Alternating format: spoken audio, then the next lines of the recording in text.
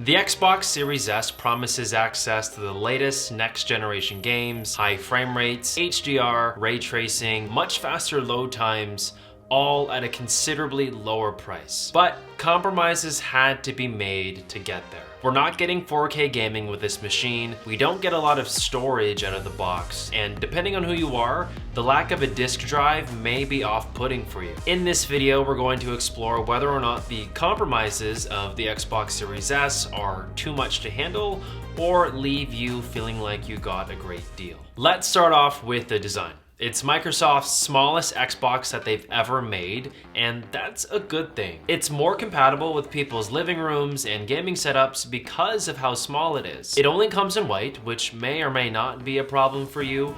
I personally like it because it matches my living room aesthetic, but a black Series S would have been great to see. It also comes with a matching white Xbox controller that is incredibly comfortable over long periods of use. It doesn't change much from the already great controller that we've seen from previous generations. However, I do wish they would just get rid of those AA batteries. Microsoft does sell a rechargeable battery kit that you can buy at an extra expense if you do want that feature. Now let's talk about gaming and performance, as at the end of the day, that's what we buy these consoles for. We get a native 1440p or 2K resolution with HDR at the peak for gaming on this console. You can also upscale your games to 4K, but that's nowhere near the same as playing games native in 4K. There is a big visual difference still. Visually speaking, the Xbox Series S on its next generation games I've tested look okay on my 55-inch 4K HDR mini LED TV from TCL. It just really depends on the game. Hear me out. When I loaded up Halo Infinite, it doesn't run at 1440p, it actually runs at 1080,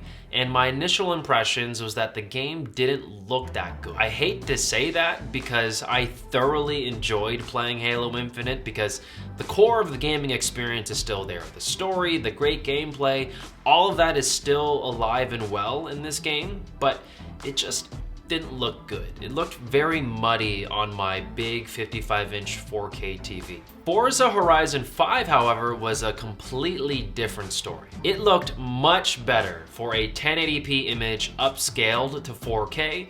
The cars stood out, there was lots of great detail, the scenery was beautiful, and if more games can look this good at 1080p, I'm all for it. The point I'm trying to get at here is that Microsoft advertises this console at 1440p 2K resolution, but in all reality, the majority of the games that you're going to be playing are clocking out at 1080p. Therefore, if you are after rich, beautiful visuals, potentially 4K visuals, or if you've been spoiled by 4K gaming on Sony's PS5 already, the Series S is going to feel like a significant visual downgrade, and I want to stress that again, just a visual downgrade. The core gameplay experiences are still alive and well with this console. However, if you don't own a 4K TV or if you have no plans to buy a 4K TV in the near future, the story changes here. Even if you still use an old display that you might have, the Xbox Series S now supports ray tracing, which was something that was not supported in the previous generation. So you should be able to notice more advanced reflections and lighting effects,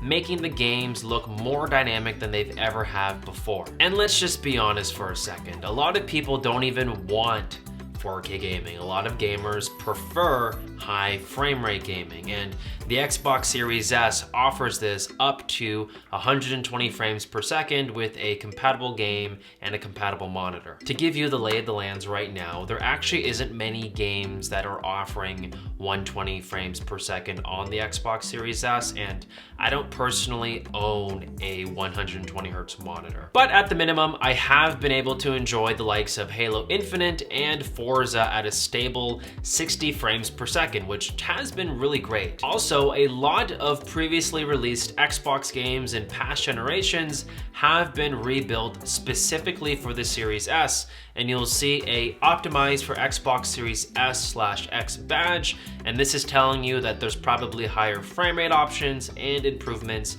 in visual clarity on an already extensive library of excellent games available to you. And you can find all of these optimized games on a service called Game Pass. I can confidently say that Game Pass is the best deal in gaming right now.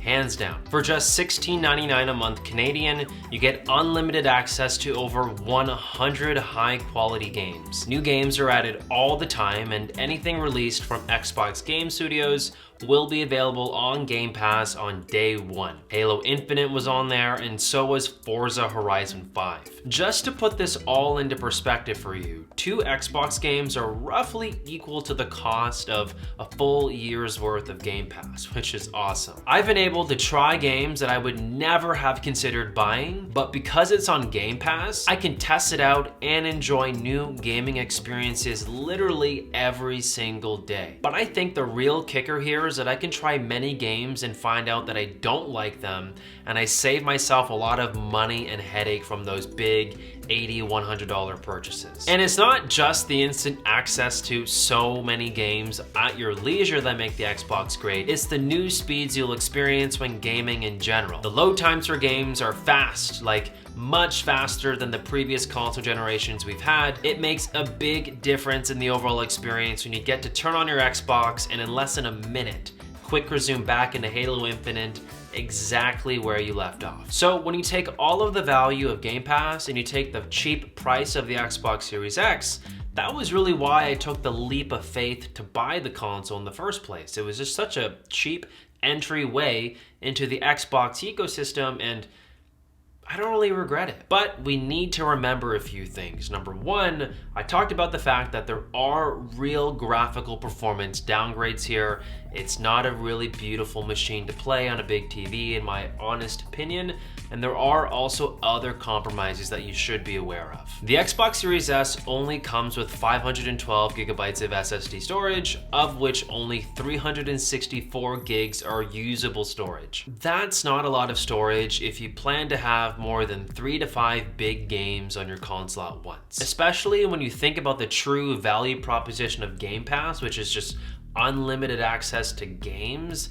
It's not going to be a lot of fun to constantly delete and re-download games as your storage capacity fills up, especially if you have really slow internet speeds. There are options here. A storage expansion card at $179.99 Canadian for 512 gigabytes, or as high as $499 for 2 terabytes of storage from the official Xbox expansion cards by Seagate. The obvious thing to note here is that if you are willing to spend an extra $200 for the base 512 gigabyte expansion card, that's essentially the price difference between the Series S and the Series X. And to make this even more confusing and complicated, the Series X comes with 800 gigabytes of usable storage. So in theory, you can get a better, more capable, future-proof game console with the same storage capacity as just buying a Series S with an expansion card.